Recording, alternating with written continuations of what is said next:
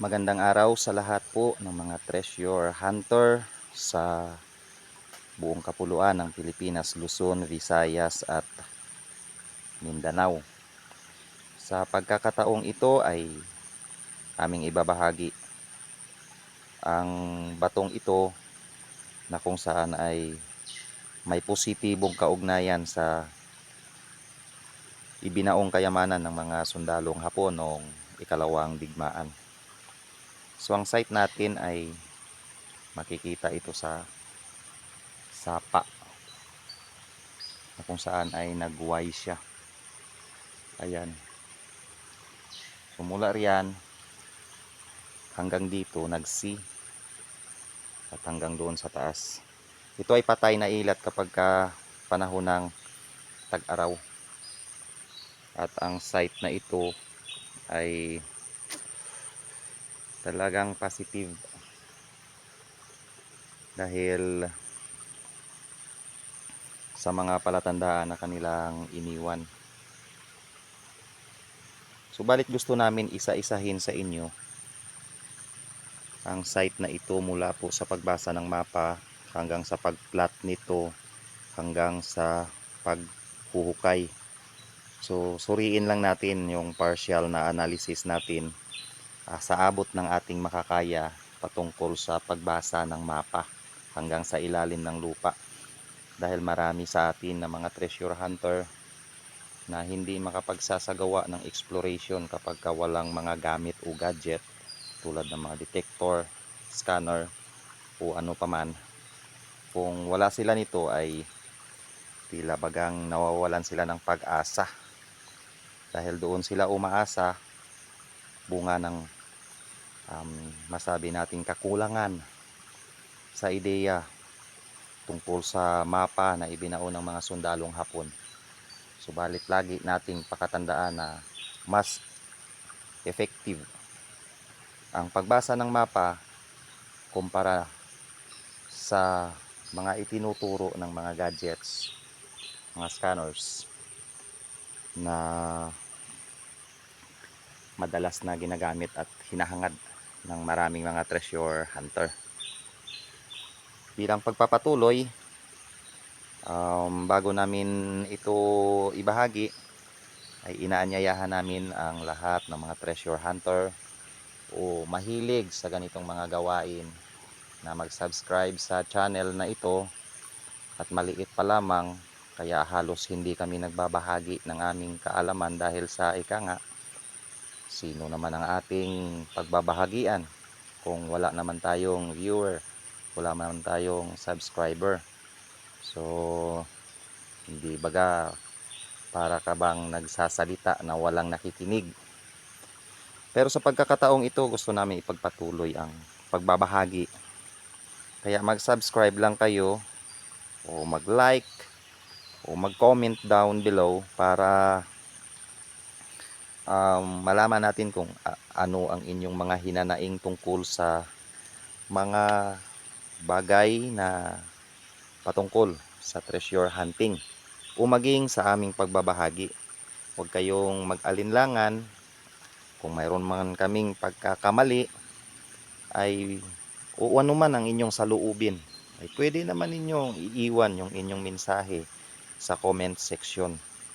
Dahil ang sa amin lang ay ginawa na namin ang lahat para makapagbahagi ng aming natutunan o aming kaunting kaalaman patungkol sa treasure hunting. Ito ay pagbasa lang ng mapa. So hindi kami umaasa sa gadget. Ang totoo, wala naman kaming mga gamit. Ni compass nga wala. O panukat minsan. Pero ang ginagamit namin kadalasan kapag kami ay kumukuha ng angle, hindi na compass kundi yung protractor. Kaya mas accurate kami dito. So ngayon, kung suriin natin mabuti, kaya nga hindi ko inaalis yung camera ko dito dahil ito yung kanilang marker, stone map na iniwan dito. At ang mga bato na makikita sa palibot ay kanilang mga coordinate sign o pagdating sa plating ay yan ang makikita natin kung ipaplat natin ito. So may mga bato na makikita. Ito, may bato na nariyan hanggang doon sa taas. At yan pa. Yan po ay makikita sa batong ito. At para malapit lang, hindi na tayo lalayo pa dahil medyo may kasukalan yung dako na nariyan, ay saka na lang natin pag-usapan. Partial lang naman muna tayo dahil siguro marating natin yung malalim na analysis nito. Kung tutuusin, 4 hanggang 5 video ang ating magagamit o maipresenta sa inyo, dahil hindi naman tayo katulad nung iba na sila ay magaling sa isang video lang na ituro nila yung kayamanan o sa ilalim ng lupa, o picture nga lang isang bato, dalawang bato, alam na nila. Pero sa amin hindi, talagang pwede nating isa-isahin ang mga bato na narito, himay-himayin natin hanggang sa kaduluduluhan, hanggang doon sa pinaglalagyan ng kanilang treasure. Pero bago natin ito marating, ipaliwanag muna natin ito kung ano ito. Dahil ito ay simpleng bato lang. Kung titingnan natin, ito ay mayroong turtle shape na bato. At may mga ukit o mga carvings ito. Ito, mga ganyan. At saka yan. Kaya ang bawat ukit dito, ang bawat makikita natin, bawat carving, bawat crack, bawat guhit, may kahulugan sa treasure hunting. Kaya hindi natin pwede sabihin na yan ay likas, ito ay likas. Hindi po pwede dahil dumaan ito sa kanilang mga kamay. Ang lahat yan ay mayroong kahulugan.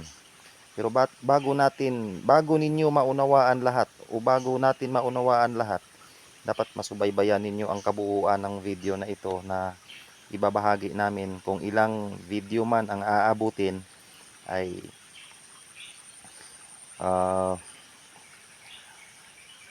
gagawin namin para lang makapagbahagi ng kaunting kaalaman, kaunting ideya. Ito ay basic, no?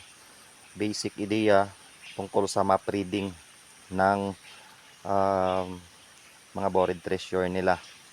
So sampulan ko na lang kayo, kasi ito ay may marker tayo ditong makikita na 7 spokes marker. Ayan, mayroong curve siya dito, tapos with a hole or dot sa taas. So kung titingnan natin sa ating kudigo pinal, sa kudigo natin sa Yamashita Treasure Book, yan ay 7 spokes marker. Sa makatuwid, sa liit ng batong ito ay napakahalaga dahil sa may kaugnayan ito sa Japanese mythology.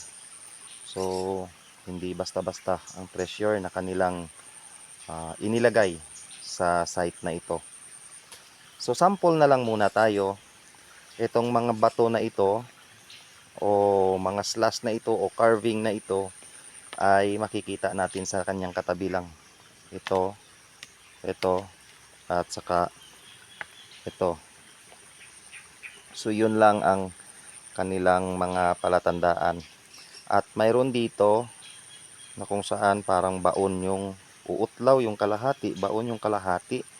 Titingnan natin sa taas ng batong ito na kung saan nagre-represent ng ganito. So ito siya. Ayan. So hugis, rectangle, square o anuman. So yan na siya. At may mga slash. So yung mga slash na yan ay may kahulugan din yan. Yan ay separate na bato na kung saan dumikit sa isang bato. So masusuri din natin yan. At dito mayroong hugis na number 3. which means entrance. So, yan pa ang isa sa dapat tandaan natin dahil sa dito tayo magsisimula. Ito ang simula ng treasure hunting para sa amin. Dahil sa kung magkamali ka dito, mali ang hukay, mali na ang lahat. Yan ay hugis number 3.